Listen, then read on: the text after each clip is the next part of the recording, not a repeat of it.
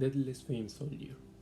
A soldier who had won Deathless fame on battlefields of his country was confronted by a skeletal stranger, clad all in black and wearing an impenetrable mask. "Who are you, that you dare to block my way?" demanded the soldier. Then the stranger drew aside his mask, and the soldier knew that he was dead. "Have you come for me?" asked the soldier. "If so, I will not go with you. So go your way alone." But Death held up his bony hand and beckoned at the soldier. "No," cried the soldier resolutely. "My time is not come. See, here are the stories I'm agreeing. No hand but mine can finish them.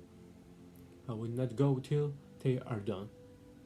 I have ridden by your side day or night," said the Dead. "I have hovered about you 100 of battlefields, but no sake of me could chill your heart till now. And now I hold you in my power. Come!" And with these dual words, Death seized upon the soldier and strove to bear him hence. But the soldier struggled so desperately that he prevailed against death, and the strange phantom disappeared alone. Then, when he had gone, the soldier found upon his throat the imprint of death claw fingers. So fierce had been the struggle, and nothing could wash away the marks, nor all the skills in the world could wash them away. From there, were at the sea, lingering, agonizing, fatal desire. But quite by the soldier returned to his stories, and for many days thereafter he toiled upon them, and the last and best work of his noble life. "How pale the soldier is getting," say the people. "His hair is withering, and his eyes are weary. He should not have undertaken his stories. The labor is killing him."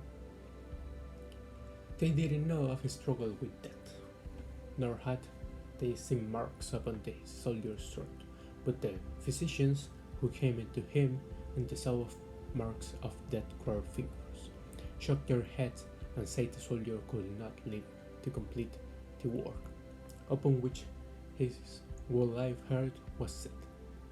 And the soldier knew it too, and many a time he paused in his writing and laid his pen aside and bowed his head upon his hands and strove for consolation in the thought of a great fame he had already won. But there was no consolation in all this, so when death came for a second time, he found the soldier weak and trembling, emaciated.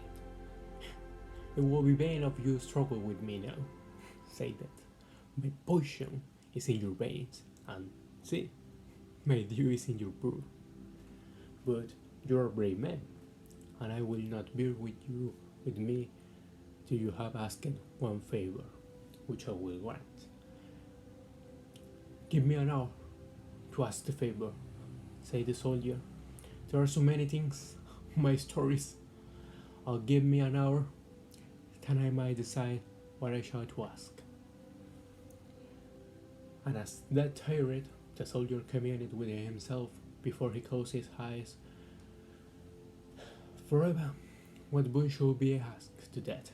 And the soldier talks to speed back over the years and his whole life to came into him like a lightning flash.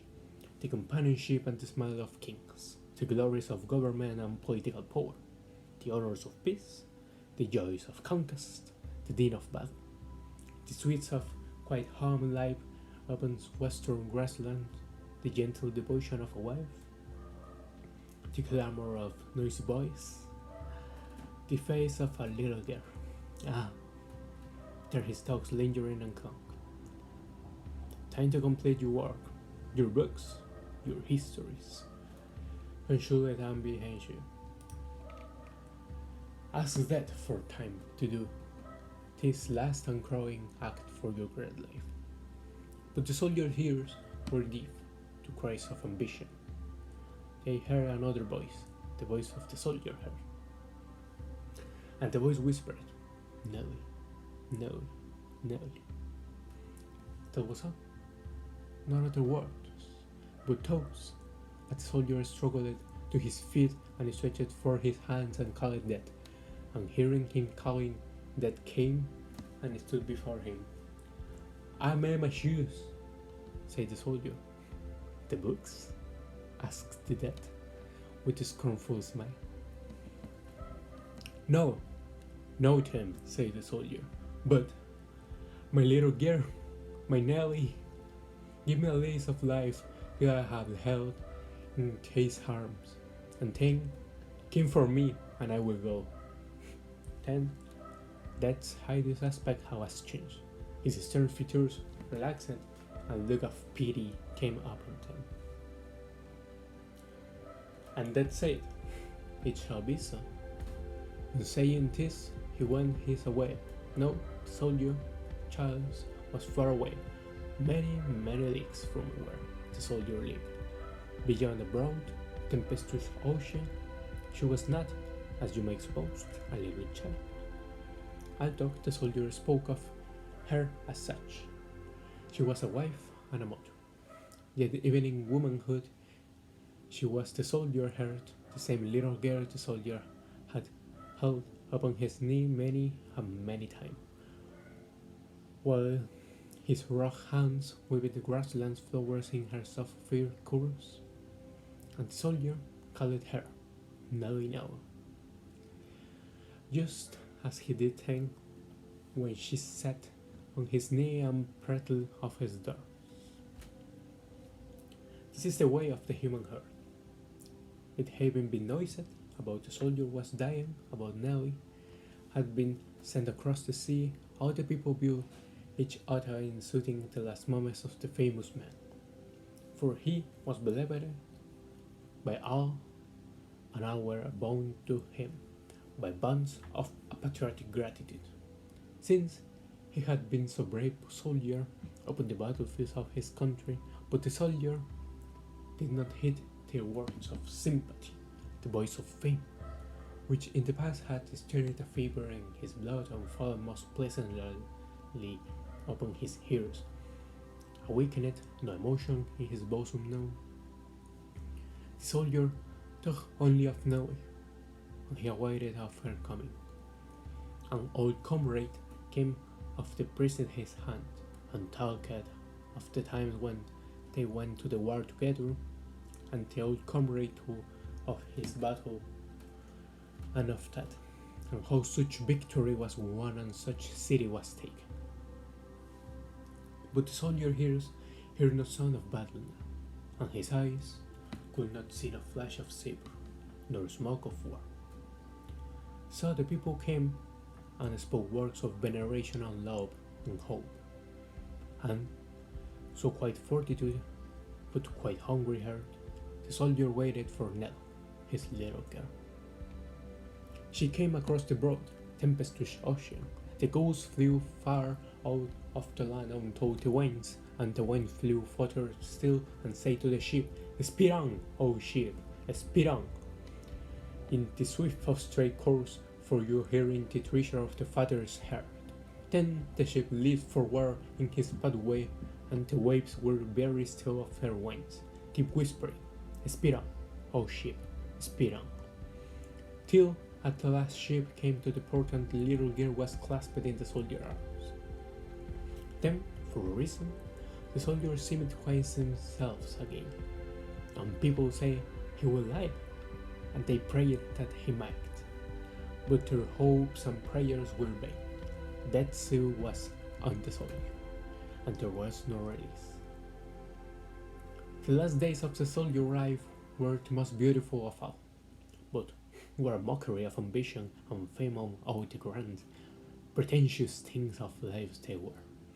They were the triumph of a human heart, and what is better or purer or sweeter than that? Not all of 100 battlefields upon which valor had shown conspicuous came to the soldier now. No, the echo of his eternal fame, nor even yet murmurs of sorrowing people. Nelly was by his side, and his hungry, fading feed on her dear love, and his soul went back with her the years long ago. Away, beyond the western horizon, upon the grasslands stands a little home over which the vines swing. All about is a waving grass, and over yonder is the swell of legend of chattering blackbirds perched on its swaying reeds and rushes. Bright wildflowers bloom on every side, the quail of whistles on the pasture fence, and from his home in the chimney corner, the crickets try to chirrup and echo to lonely bird's call. In this lonely grassland home, we see a man holding on his neck a little girl, who is telling him of her play as the smooth of fair course of strokes, her tiny velvet hands. Or perhaps she is singing him one of her baby songs, or asking him a strange question of the great wide world that he so know to her. Or perhaps he binds the wildflowers she has brought into a little nosegay from new gingham dress. Or would we see it all, and so too those the soldier, and so those Noe, and they hear the blacksmith twitter, and the quail's chirp caught the cricket faint echo. And all about him is the sweet, subtle, holy fragrance of memory. And so, at last, when death came and the soldier fell asleep forever, Nelly, his little girl, was holding his hands and whispering to him of those days. Hers was the last words he heard, and by the peace that rested on his face when he was dead, you might have thought the soldier was dreaming of a time when Nelly patted off his knee and bade him whip the wildflowers in her cause.